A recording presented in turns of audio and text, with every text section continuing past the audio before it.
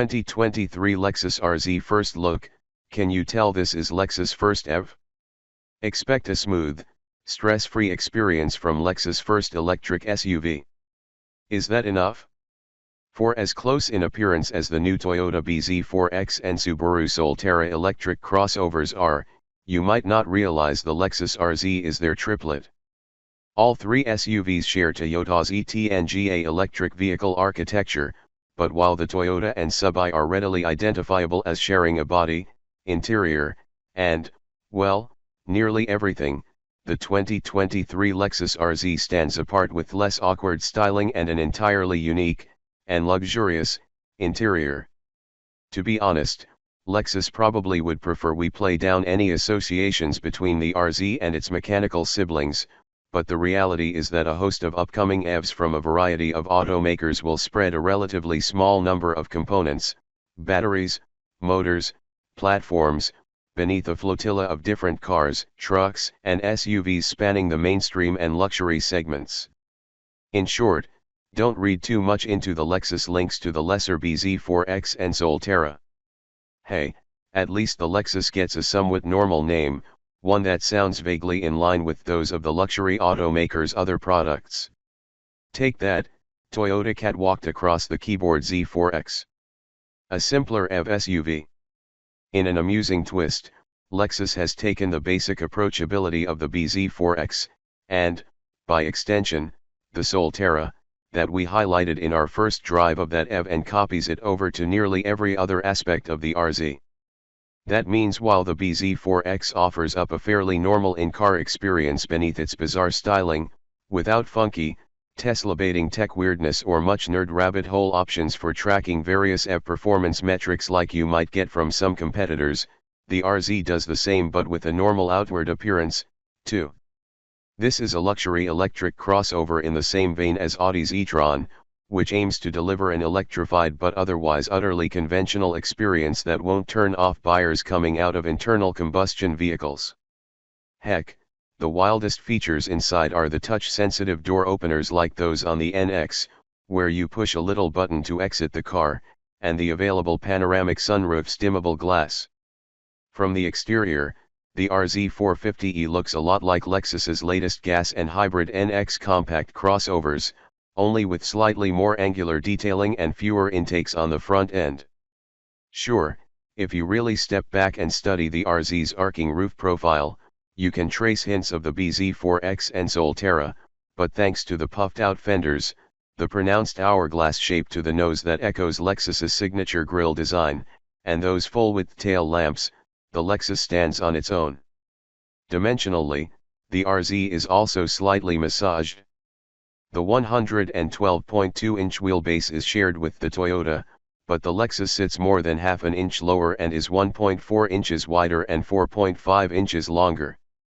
While we don't have final specifications for the interior, it seems likely that the Lexus will be roomier than its siblings. The cabin similarly takes after the NX, adopting that SUV's new generation 14.0-inch touchscreen interface and, thankfully, its volume and HVAC knobs and a similar digital gauge cluster and steering wheel. A starter button lives up high, right in the driver's field of view to the right of the steering wheel, and there are normal control stalks sprouting from the column, window, and mirror controls where you'd expect them, and an elegant rotary knob for selecting drive, park, and reverse. Everything is arranged in an utterly conventional manner, just like in the Toyota and Subaru, again reinforcing the notion that this RZ will be easy for non-EV fanatics to slide into and drive without any kind of in-depth training. Lexus says the interior will be quieted by extra seals around the hood, acoustic glass front and rear, and even a new cross-section designed specifically for the RZ's weather stripping. All of this is critical stuff, given the RZ's lack of an engine. Most EVs battle wind and road noise in the absence of the white noise generated by internal combustion. Or maybe not, the RZ will feature expressive in-cabin sounds to convey the exhilaration of driving. This presumably artificial sound will be piped into the interior in sync with the speed of the drive motors, and could mask some unwanted noises while providing a feedback loop for the driver. Just joking. Try not to read this like too much of a record scratch, but the RZ will at an unspecified future date offer a feature that will undo this. Nothing to see here. Take. That feature is a steer-by-wire setup in which there is no mechanical connection between the steering wheel and the front wheels, which will enable not only computerized variations to the steering behavior, sharper control for the onboard driver assists such as lane centering and, someday, evasive maneuvers, but also for Lexus to introduce a steering yoke like the one it's already shown off and promised to RZ customers in China. That yoke, which lacks a full steering wheel rim, is a lot like Tesla's unit recently introduced on the Model S and Model X, albeit with one key difference: that steer-by-wire capability means RZ drivers won't need to flail around with hand-over-hand steering inputs. Lexus says RZs with the feature will have 150-degree steering range, but doesn't specify whether that means the yoke will only turn 150 degrees in either direction, or 150 degrees lock-to-lock, so 75 degrees in each direction.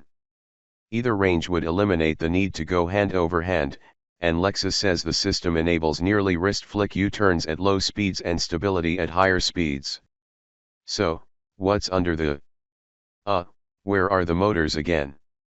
Underneath all of the RZ's layers of Lexusness sit the dual electric motors from the all-wheel drive Toyota BZ4X. Lexus only lists their outputs in kW, with the front motor delivering 150 kilowatts and the rear doling out 80. Those figures match those listed for various Toyota components, and convert to 201 and 107 HP. If torque holds true, as we expect it will, look for 196 lb-ft from the front motor and 124 lb-ft out back, and for a combined system total of around 300 HP and 300 lb-ft, a decent jump over the AWD BZ4X, which delivers 214 HP and 248 lb-ft total. Why the discrepancy?